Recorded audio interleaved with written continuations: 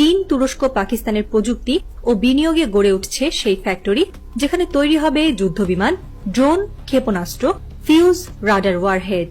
এ এক স্বাধীনতা রক্ষার শিল্পতীর্থ। শুধু তাই নয়, এখানে তৈরি হচ্ছে গবেষণাগার, উন্নয়ন কেন্দ্র, প্রশিক্ষণ একাডেমি এবং একাধিক রক্ষণাবেক্ষণ ইউনিট। একটি যুদ্ধবিমান মেরামত করতে গিয়ে যে দক্ষতা দরকার, সেই দক্ষতা এখন শেখানো হচ্ছে গ্রামের স্কুলের শিক্ষার্থীদের সিমুলেশন ল্যাবরেটরিতে। লালমনিরহাট ঘাঁটি নিয়ে ভারতের অবস্থান শুরু থেকেই বিরোধিতামূলক। দেশটির গণমাধ্যমে প্রায়ই উঠে আসে এই ঘাঁটি নাকি ভারতের নিরাপত্তার জন্য হুমকি। দিল্লির গদি ঘেঁষা চ্যানেলগুলোতে ঘুরে ফিরে উচ্চারিত হয় চিকেন নেক হুমকির মুখে, এই ভয় দেখানো বাক্য। কিন্তু প্রফেসর ইউনুস ভারতের চাপে মাথা নত করার পাত্র নন। চীনের সঙ্গে দৃঢ় সহযোগিতা থাকলেও তিনি সব বিকল্প খোলা রেখেছেন।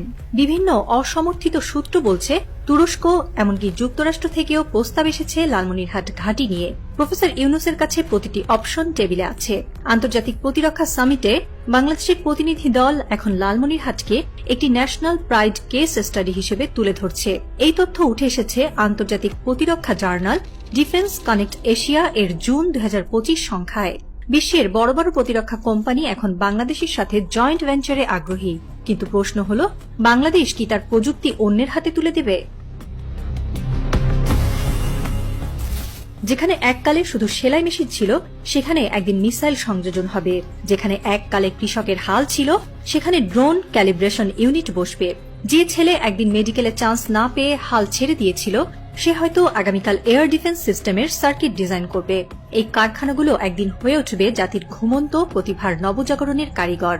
টেকনিক্যাল স্কুল থেকে শুরু করে পলিটেকনিক ইনস্টিটিউটগুলো তখন সামরিক প্রকৌশল নিয়ে নতুন কোর্স চালু করবে। শিক্ষার্থীরা হাতে কলমে শিখবে কিভাবে রাডার তৈরি হয়, কিভাবে মিসাইলের প্রপালশন সিস্টেম কাজ করে। তরুণদের চোখে তখন অন্য স্বপ্ন জ্বলবে, সরকারি চাকরি নয়, জাতির রক্ষা কবচে নিজের নাম লেখানো। এবং সেই স্বপ্নের কেন্দ্রবিন্দু হবে লালমনিরহাট। এই কারখানাগুলো যেন ভবিষ্যতের জাতীয় প্রযুক্তির মহাশালায় রূপ নেবে, যেখানে টেকনিক্যাল স্কুল আর পলিটেকনিক ইনস্টিটিউটগুলো সামরিক প্রকৌশলের ঘাঁটি হয়ে উঠবে। শিক্ষার্থীরা হাতে কলমে শিখছে কিভাবে রাডার তৈরি হয়, কিভাবে মিসাইলের প্রপালশন সিস্টেম কাজ করে। তরুণদের চোখে এখন অন্য স্বপ্ন, সরকারি চাকরি নয়, জাতির রক্ষা কবচে নিজের নাম লেখানো। এবং এই স্বপ্নের কেন্দ্রবিন্দু লালমনিরহাট। ভারতের ভয় কখনো আমাদের উন্নয়ন নয়, তাদের ভয় আমাদের স্বাধীন উন্নয়ন। তারা চায় না বাংলাদেশ বিমান ঘাঁটি তৈরি করুক, তারা চায় না আমরা কলকাতার বাইরে যুদ্ধ বিমান মেরামত করি। তারা চায় আমরা যেন বন্ধুত্ব নামে তাদের অনুমতি নিই প্রতিবার। তাদের বাণিজ্য নীতিতে লেখা আছে প্রতিবেশীকে সাবমিশনে রাখতে হয়, সহযোগিতায় নয়। কিন্তু ইউনুস সরকারের পদক্ষেপ সেই দর্শনের বিরুদ্ধে বিদ্রোহ।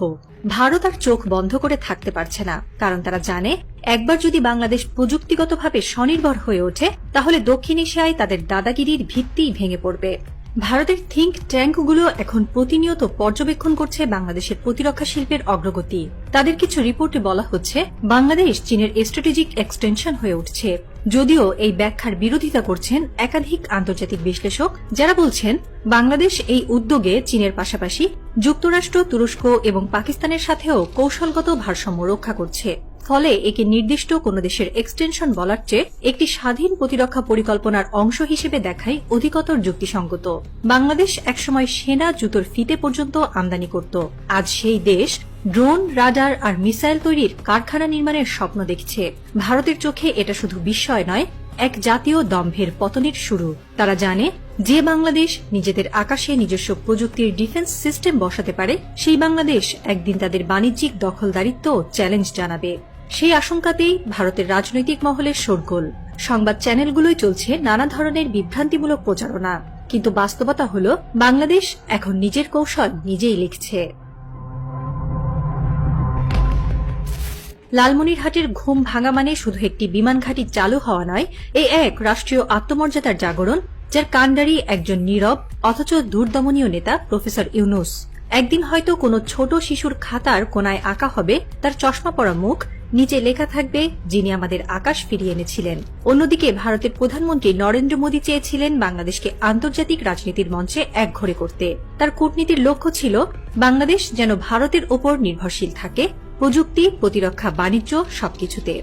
কিন্তু মোদীর সেই দুর্বিসন্ধি এখন বুমেরাং হয়ে ফিরে আসছে। দক্ষিণ এশিয়ার মানচিত্রে যে বলয় গড়তে চেয়েছিলেন তিনি, সেটি এখন ভেঙে পড়ছে তার নিজের চোখের সামনে। ভারত বাংলাদেশকে বিচ্ছিন্ন করতে চেয়েছিল, বাস্তবে মোদিই ভারতকে বিশ্ব মঞ্চে একঘরে করে ফেলছেন। বিশ্ব যখন প্রফেসর ইউনূসকে দেখছে দক্ষিণ এশিয়ার আত্মবিশ্বাসী কণ্ঠস্বর হিসেবে, তখন মোদি আন্তর্জাতিক পরিসরে এক আস্থাহীন জাতীয়তাবাদীর প্রতীক হয়ে উঠছেন। ভারতের ভেতরে থেকেও অনেকে এখন বলছে, মোদি যত বাংলাদেশকে চেপেছেন, বাংলাদেশ ততটা ডানা মেলেছে। তারই ধারাবাহিকতা লালমনিরহাট এয়ারবেস। এই বিমান ঘাঁটি শুধু একটি সামরিক ঘাঁটি নয়, এটি বাংলাদেশের সাহসের প্রতীক। এখান থেকে অচিরেই উড়বে যুদ্ধবিমান, উৎক্ষেপণ হবে বাংলা মাটির তৈরি ক্ষেপণাস্ত্র।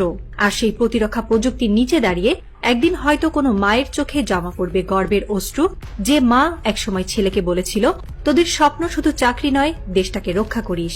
আর শত্রুর চোখে চোখ রাখতেও ভয় পাবে না বাংলাদেশ, কারণ সে জানে তার আকাশ অচিরেই হবে সশস্ত্র।